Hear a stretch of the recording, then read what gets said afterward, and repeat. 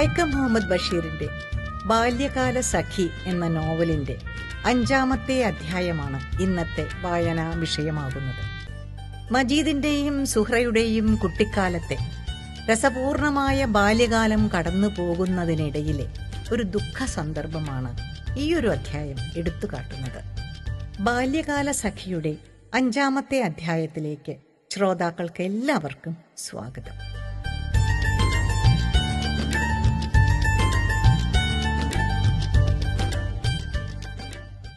സുഹ്റയും മജീദും അക്കൊല്ലം ജയിച്ചു. ഗ്രാമത്തിലെ സ്കൂളിലെ ഒടുവിലത്തെ ക്ലാസ്സിൽ നിന്നാണ് ജയം. തുടർന്നു പട്ടണത്തിലെ ഹൈസ്കൂളിൽ പോയി പഠിക്കാനുണ്ടായിരുന്ന സുഹ്റയുടെ ആഗ്രഹം തകർന്ന ഒരു സംഭവം ഉണ്ടായി. മജീദ് ആദ്യമായി മരണം കണ്ടു. സുഹ്റയുടെ ബാപ്പ മരിച്ചു.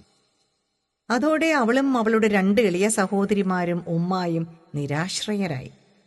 എല്ലാം കൂടി അവർക്കുണ്ടായിരുന്നത് ഒരു മുറി പുരയിടവും ചെറിയ ഒരു വീടുമാണ്. അടയ്ക്കാക്കച്ചവടം മൂലം കിട്ടിയിരുന്ന ലാഭം കൊണ്ടാണ് അവളുടെ ബാപ്പ ആ കുടുംബം പുലർത്തിയിരുന്നത്. വെളുത്ത തൊപ്പിയും ചെമ്മണ്ണു പുരണ്ട മുഷിഞ്ഞ മുണ്ടും അതുപോലത്തെ തോർത്തുമാണ് അദ്ദേഹം ധരിക്കുക. കറുത്ത താടിയുള്ള വെളുത്ത വട്ടമുഖത്തെ കറുത്ത മിഴികൾ പുഞ്ചിരി തൂകുന്നവയായിരുന്നു. മുന്നോട്ട് അല്പം വളവോടെ മടക്കിയ ചാക്ക് കക്ഷത്തിൽ വെച്ച് അദ്ദേഹം നടക്കും. നാട്ടിലുള്ള വീടുകളിൽ നിന്ന് അടയ്ക്ക വാങ്ങിച്ചു ചാക്കിൽ നിറച്ചു കെട്ടി തന്നെത്താൻ ചുമന്നു കൊണ്ടുപോയി പട്ടണത്തിൽ വിൽക്കും. വലിയ സംഭാഷണപ്രിയനാണ്. കണ്ടിട്ടുള്ള രാജ്യങ്ങളിലെ വിശേഷങ്ങളൊക്കെ മജീദിനോട് പറയും. വെളിയിലാണ് യഥാർത്ഥ മുസൽമാന്മാരുള്ളത്. ആ ഗ്രാമത്തിലുള്ളവരോ അന്ധവിശ്വാസികൾ, ഹൃദയ കാഠിന്യമുള്ളവരും. നല്ലവരെ കാണണമെങ്കിൽ വെളിയിൽ പോകണം.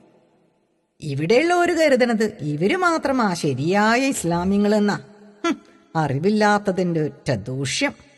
പടച്ചോൻ വേണ്ടു വെച്ച് ഇങ്ങളൊക്കെ പഠിച്ചു വലുതായി വരുമ്പോ ഈ സ്ഥിതിയൊക്കെ പോകും. സുഹ്റയെ വലിയ പരീക്ഷകൾ പാസ്സാക്കണമെന്നുള്ളതായിരുന്നു അദ്ദേഹത്തിന്റെ ജീവിതത്തിലെ ഏറ്റവും വലിയ ആഗ്രഹം. പിന്നെ അവള് വലിയ ഉദ്യോഗം ഭരിക്കുമ്പോ ഞമ്മളൊക്കെ മറക്കും. അത് എന്റെ ബാപ്പാണെന്ന് പറയാൻ അവക്ക് വലിയ നാണായിരിക്കും, അദ്ദേഹം പറഞ്ഞു. അത് ശരിയാണ്, മജീദ് കള്ളനോട്ടത്തോടെ പറയും. സുഹ്റ വലിയ അന്തസ്സുകാരിയാ.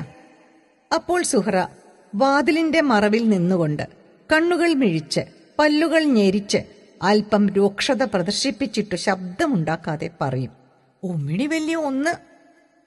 അതുപോലുള്ള സന്ദർഭങ്ങളിൽ മജീദ് അവളെ ശിക്ഷിക്കും. അതൊരു പ്രത്യേക തരത്തിലാണ്. അവന്റെ പക്കൽ എപ്പോഴുമുള്ള റബ്ബർ തെറ്റാലിയിൽ മടിയിൽ നിന്നൊരു ചെറിയ ഉരുളൻകല്ലെടുത്തു വെച്ച് സുഹ്റായുടെ കണങ്കാൽ നോക്കി പതുക്കെ ഒന്ന് വലിച്ചു വിടും. ഉന്നം പിഴയ്ക്കാറില്ല. കണങ്കാലിൽ കൊണ്ട് കഴിയുമ്പോൾ അവൻ പറയും, ആ കഥകിൽ പറ്റിയിരുന്ന ചുണ്ണാമ്പ് തന്നെ ഞാൻ കൊള്ളിച്ച്. സുഹ്റ അന്നുങ്ങുകയില്ല. അവളുടെ കണ്ണുകളിൽ നിന്ന് 1-2 തുള്ളി കണ്ണുനീർ അടർന്നു വീഴും, അത്രമാത്രം.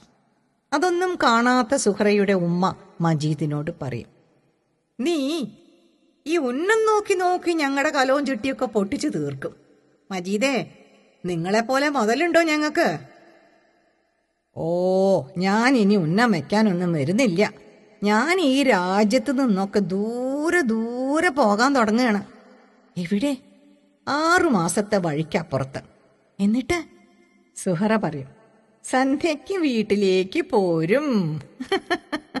അതാണ് മജീദിനെ പറ്റിയുള്ള സുഹ്റയുടെ അഭിപ്രായം.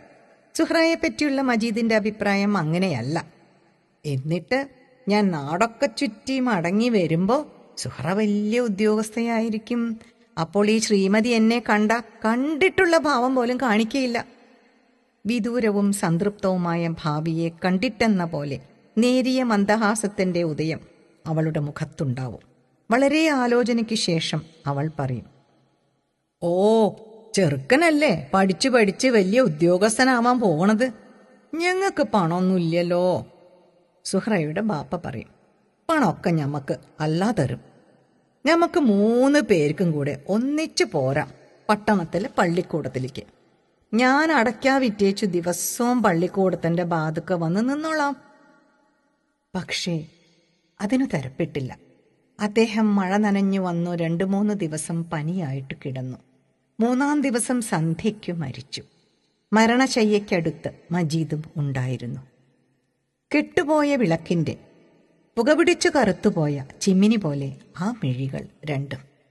വെളിച്ചവും ചൂടും പോയ അനക്കമില്ലാത്ത ആ ശരീരം. പിറ്റേ ദിവസമാണ് മയ്യത്തു മറവു ചെയ്തത്. അന്നു സന്ധ്യയ്ക്ക് സുഹ്റായെ പ്രതീക്ഷിച്ച് പതിവ് പോലെ മജീദ് മാവിൻ ചുവട്ടിൽ നിൽക്കുകയായിരുന്നു.